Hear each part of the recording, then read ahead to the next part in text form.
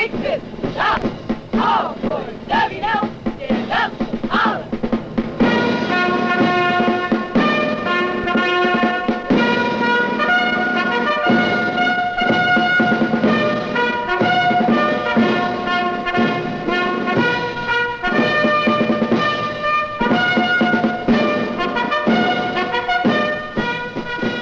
A football player's life is not limited to just an athletic field, a stadium, and the cheers of a crowd.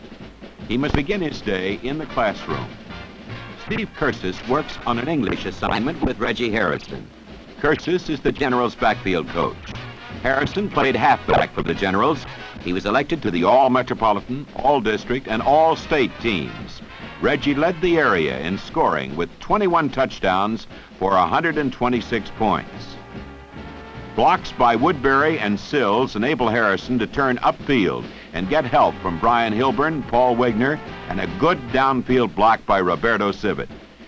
Jack Gorman springs Harrison on an inside trap, and with the help of a block by Barry DeMar, Harrison turns upfield toward the goal line.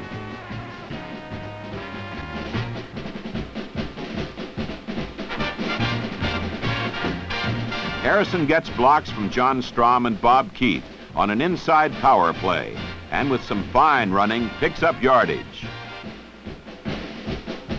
A good back must also be able to run with power. Reggie uses his size to good advantage in this game.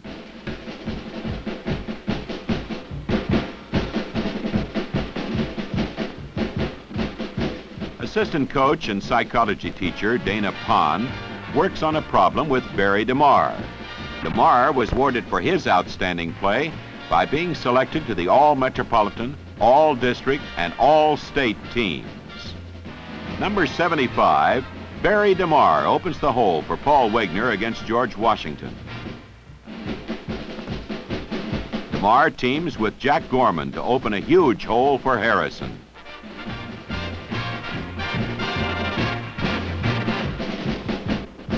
DeMar and Roberto Civet clear the way for Steve Jenkins. Opposing backs meet DeMar from his defensive tackle position. Barry led the defense with 67 tackles and 49 assists. Fullback Paul Wegner gets some individual algebra instruction from Miss Sue Stevens. Paul was also an outstanding linebacker and was elected to the All-Potomac District first team at that position. Quickness and drive are two necessities for a good back. Wegner displays both in this game. Wegner also needs blockers to get him large gains. John Strom opens the hole and Norris Sills throws the first key block. Number 83, Paris Woodbury, and number 86, Roberto Civet clear the way downfield. Paul gained 549 yards and 96 carries for a 5.17-yard average. In a pregame meeting, head coach Ellis Whistler talks with quarterback Brian Hilburn. Brian was co-captain of the Generals football team. Although not being a passing team, 97 times in the year, Brian could hit the big first down play when it was needed.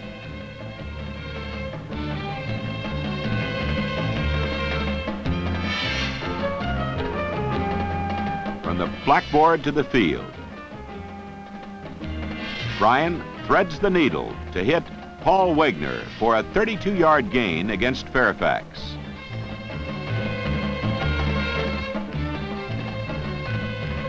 A quick jump pass to Paris Woodbury gets a big first down. On a sprint out, Hilburn stops and hits Harrison on a sideline pattern for 15 yards. Hilburn, this time, goes to Paul Wegner on a rollout pattern against George Washington.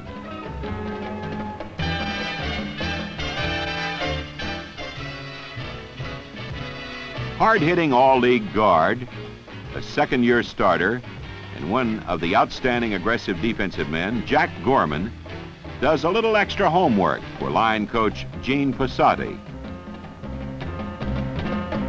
Jack was a co-captain along with Hilburn during 1968.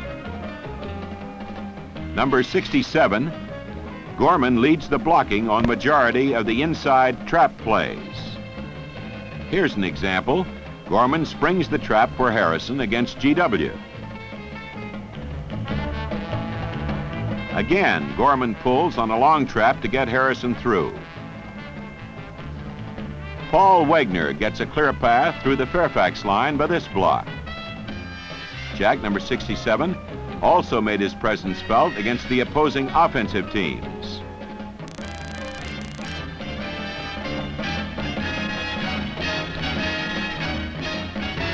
Senior guard Joe Carroll takes a break between classes for a little chat with Sue Saunders. Washington Lee's outstanding athletic director, John Youngblood, joins the couple and gives his well wishes for the future.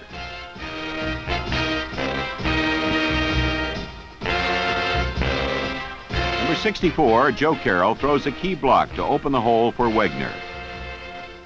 Harrison gets help as Carroll leads him on a power play against Fairfax. Defensive ends have to be tough outside. Here, Joe plays two St. John's blockers to make the tackle. Junior quarterback and tri-captain for 1969, Mike Owens is joined by teammates and captains John Strom on the left to tackle and fullback Steve Jenkins on the right.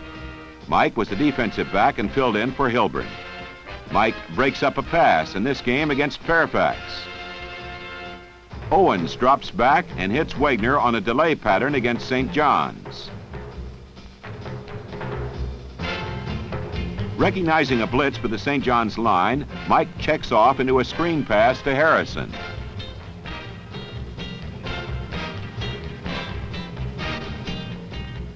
On the right, Steve Jenkins, a hard-nosed blocker and runner from either fullback or halfback.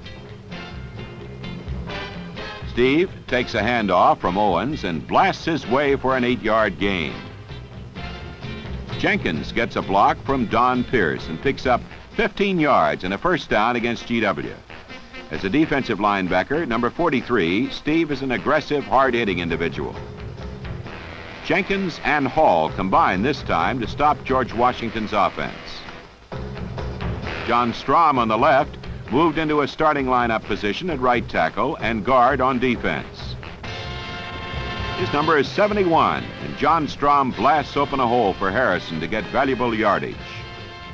John also met the challenge on defense as he gets through to drop the quarterback for a loss.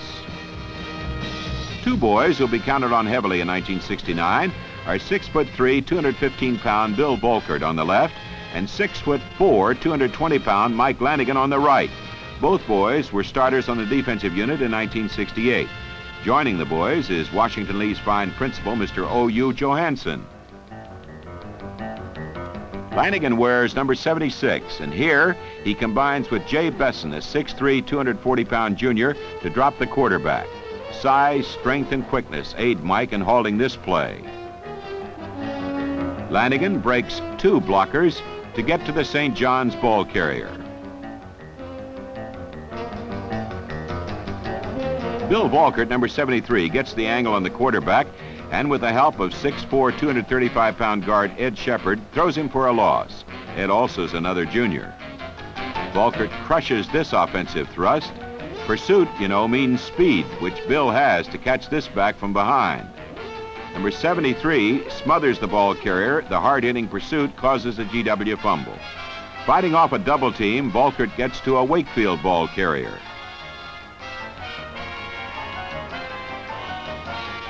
Head wrestling coach and psychology teacher Guy Cavallo gives some encouragement to Roberto Civet, who is a fine junior end. Roberto led the ends in reception and is a bruising downfield blocker. Number 89, Civet leads the blocking for Norris Sills. In the middle of heavy traffic, Civet picks up 13 yards against Fairfax. Larry Nash is a sophomore who has won a starting position at center for the Generals. Nash is joined by assistant coach Dick Mitchell. He's got the watch, and the isometrics are being practiced. Nash springs Wegner loose for a gain. Junior Bob Keith won his varsity letter at right guard. Keith is quick and strong and one of the hardest hitters on the team. The Flying Tigers, or Bomb Squad, need speed and courage, and Bob is willed with both. Number 63 puts the finishing touches to this GW ball carrier. Keith leads Norris Sills off tackle on a power play. Strength is important during the season. Gary Hall started every game at linebacker in 1968 and hopes to have an equally good year in 1969. Gary wears number 61. Here he drives forward to meet the ball carrier. Lateral movement is important to any linebacker. This sweep is cut down by Gary Hall. Hall plays the block and moves in on the back. Well wishes are passed around to 4 players by their classmates and fans: Barbara LeCompte, Marcia Helwig, and Ann Grantham. The group is joined by team chaplain Reverend Herb Lauder. Don Pierce, upper right, is a senior who saw plenty of action at center, defensive guard, and on the bomb squad. Pierce wore number 52, and where the action was, there was Pierce.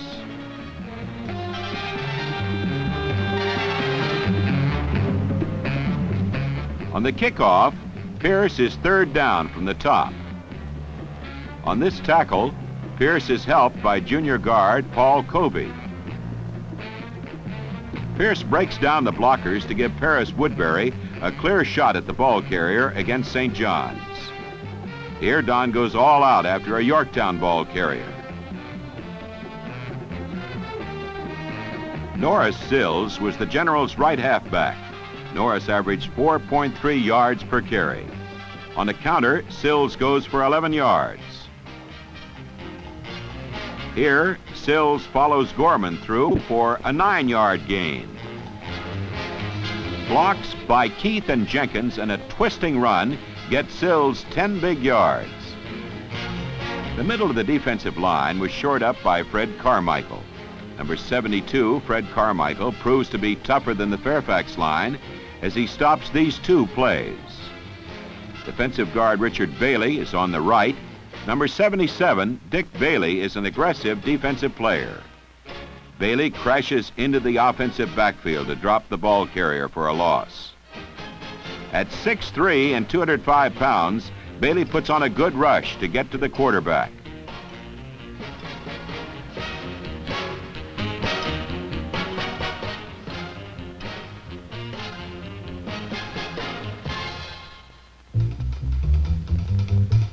The Generals look for revenge against Fort Hunt after last year's defeat by the Federals.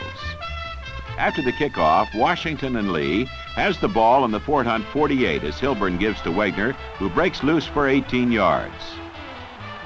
Harrison gets 11 more to the 29. 3 plays later, Harrison blasts in for the score. Fort Hunt's lead at the half was quickly erased. W&L's defense held and forced a punt. Harrison takes the ball in his 38, and with blocks by Caruso, Pinta, Volkert, Keith, Hall, and Pierce, he goes the distance for the score.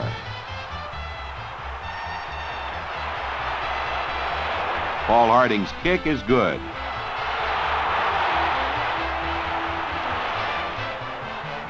W&L starts another drive from their 11 as Stephen Jenkins breaks loose up the middle.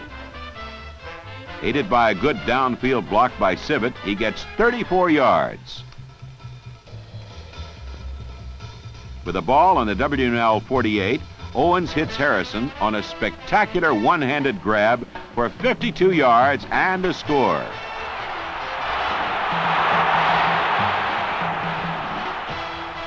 Another score comes when the defense, led by Paul Caruso, gets the ball for the offense.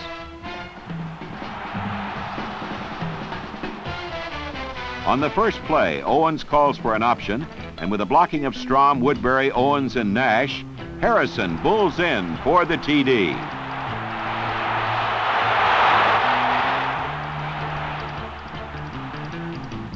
Once again, the defense is called on, and when the Federals try to throw, Steve Jenkins makes a one-handed interception and returns it 23 yards to the Fort Hunt 18.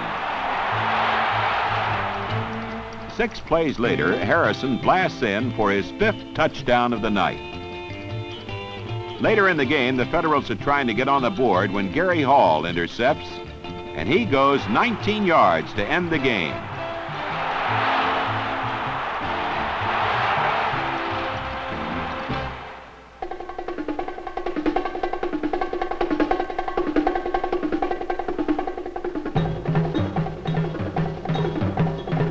Always tough St. John's came to pay a visit to War Memorial Stadium and fell victims to WNL.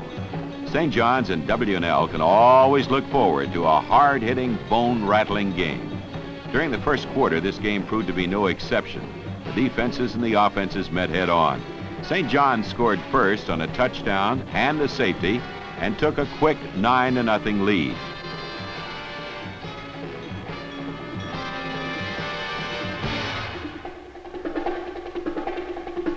In the second quarter, WNL starts to drive. Owens gives to Sills behind blocks by Strom, Sivet, and Jenkins. He goes to the Johnnies' 37. Owens hands to Harrison, who bursts through to the 23. On a counter trap, DeMar springs Harrison, who gets 15 yards to the 9. Harrison to the 5. Jenkins leads Harrison to the 1.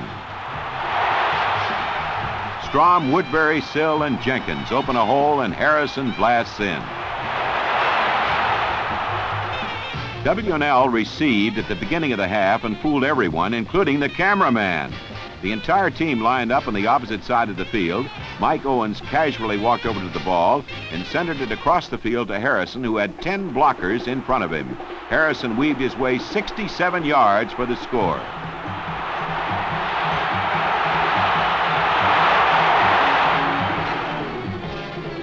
In the fourth quarter, WNL again moved toward the St. John's goal line. Gorman throws a key block for Harrison, who gets to the 32. Then, on the same play, Harrison goes to the 17. Wagner gets the call, and he goes to the 8. This time, it's Harrison to the 5-yard line. Now it's Wagner's turn. He drives to the 1. St. John's defense held here, and the Johnnies' offense took over the ball. Now it was WNL's defense who were called on to come through, and come through they did. They held St. John's and forced a safety to win the game.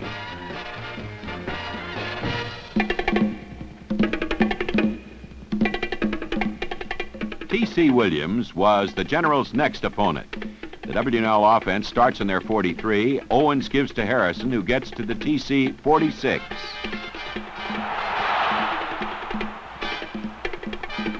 Owens hits Sivet for 11 yards to the 35.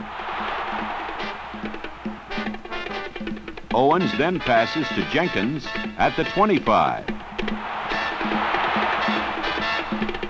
3 plays later, Harrison, behind Strom, Woodbury, Wagner, and Jenkins, rolls in for the score. Harding's kick is good.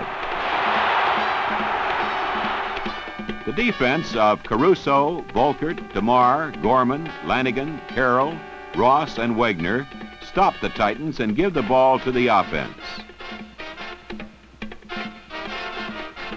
WNL takes over on their 36. Owens gives to Wagner to the Williams 45 and a first down. Strom and Gorman lead Harrison to the Titan 40. Owens rolls out and hits Woodbury at the 4-yard line. 2 plays later, Wagner goes in for the score. Here's Harding to add the extra point. WNL's defense halts the Titans, and Gary Hall drives in to partially block the punt.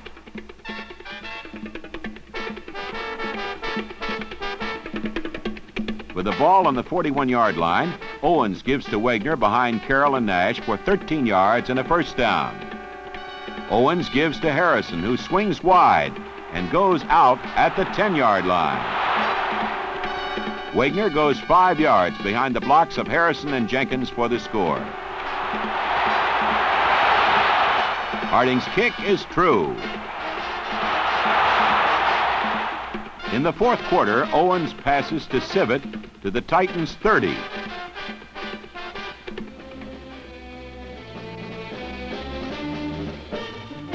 Two plays later, Owens runs a bootleg. 25 yards for the score.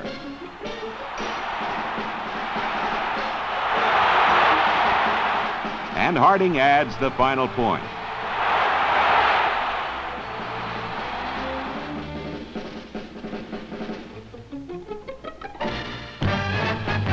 Wakefield's Warriors became the next team to fall to W&L, but only after a hard-fought game. It was a defensive struggle through the first half, with Wakefield scoring on a blocked punt in the third quarter. At the close of the third quarter, W&L's game came alive. Owens pitched to Wagner for a first down.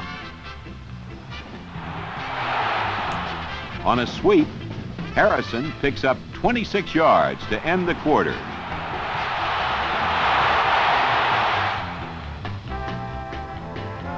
Nash and Carroll open a hole for Wagner. Harrison grinds out short yardage. Harrison, behind good blocking, drives for the tying score. Then Harding, number 12, puts the Generals in the lead 7-6. Greg Murray sets up the winning touchdown as he intercepts on the Wakefield 43. On a 1st and 10 from the Warriors' 29, Owens calls a bootleg and hits Woodbury for the touchdown.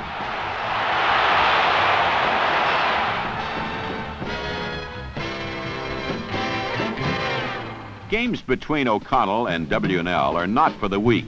This clash is always a hard-hitting affair. W&L's defense starts early to prove this point. Gary Hall comes through in a blitz to halt the Knights and give the ball to the offense. W&L's quarterback, Brian Hilburn, passes to Harrison to the O'Connell 25. Hilburn again. This time he hits Harrison on a curl pattern to the 25. The drive is halted here by the stubborn Knight defense. On the last play of the half, the Generals show what is to come in the second half. On a sweep, Harrison dances through the O'Connell defense.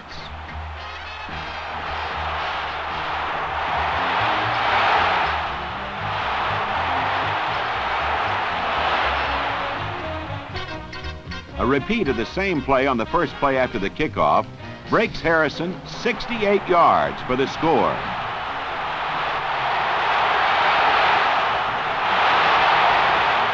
The Generals' defense is called on to stop the Knights' thrust for a score.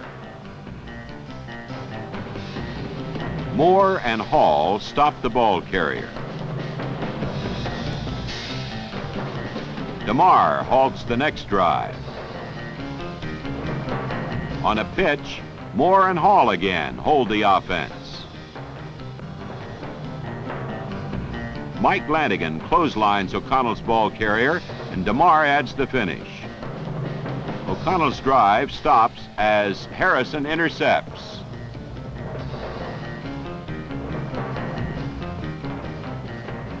Harrison breaks through behind Gorman's trap and Civet's block to be bulldogged after picking up 23 yards.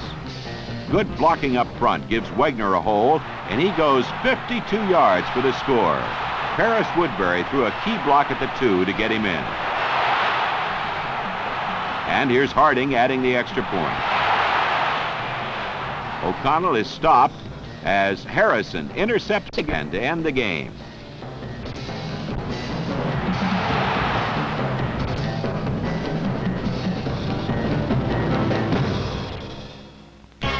The Generals closed the season with an impressive win over traditional rival George Washington.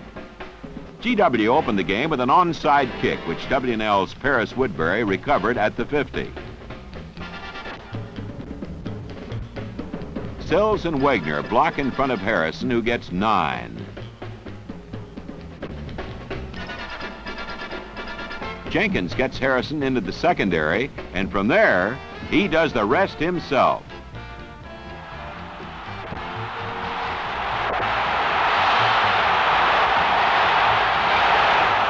Flying Tigers kickoff, and Paul Caruso and Terry Moore combine on the tackle.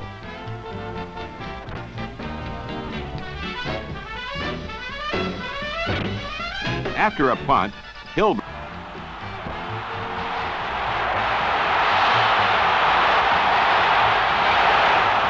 Flying Tigers kickoff, and Paul Caruso and Terry Moore combine on the tackle.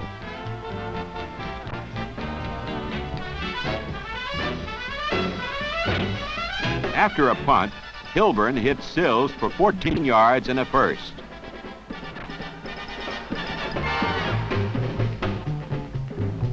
Wagner turns wide and runs to the 6.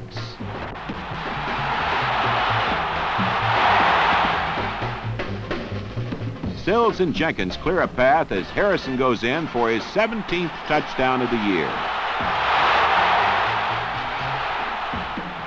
Harrison later helps his cause by intercepting, but GW's defense halts W&L, and they're forced to punt. Woodbury, who had a 38-yard punting average, gets away a high kick that GW fumbles.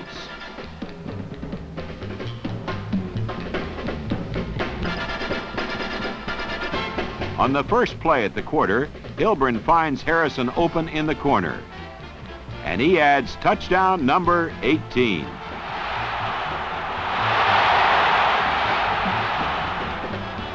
Harding kicks the point after. The defense halts the GW offense on excellent plays by Lanigan, Jenkins, Denede, Volkert, Bailey, Caruso, Carroll, and Hall. The ball again goes to the Generals' offense.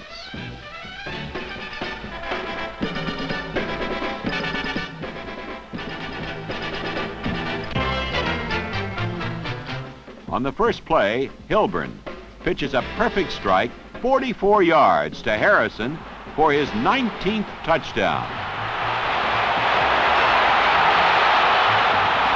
Harding's kick runs the score to 26-0.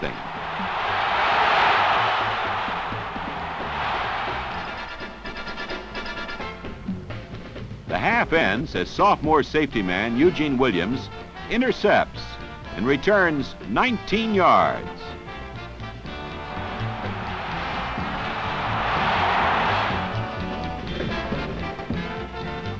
W&L uses its onside kick to perfection to open the second half.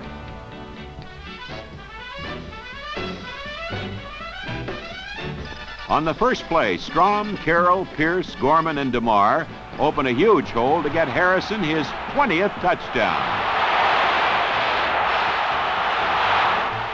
Harding's kick is good.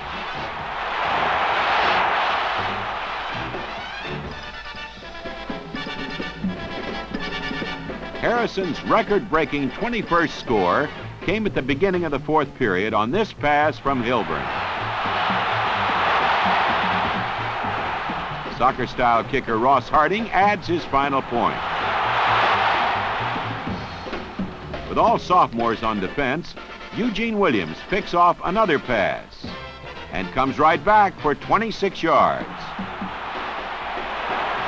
W&L then moved Harrison to quarterback, Gorman to wingback, Jenkins to halfback, and DeMar to fullback. Harrison, at quarter, pitches back to DeMar, and with a key block by Jenkins, the All-Metropolitan tackle goes 16 yards for the first touchdown of his career. Washington Lee's sophomore team finished the game and brought down the curtain on another football season with a 46-6 win. The Washington Lee football team would like to extend its thanks to the many fans and sponsors who made this film and this season a huge success. The Generals also want to thank the Kirby Dodge people and the Arlington Trust Company for their cooperation and assistance. Your narrator has been Ray Michael.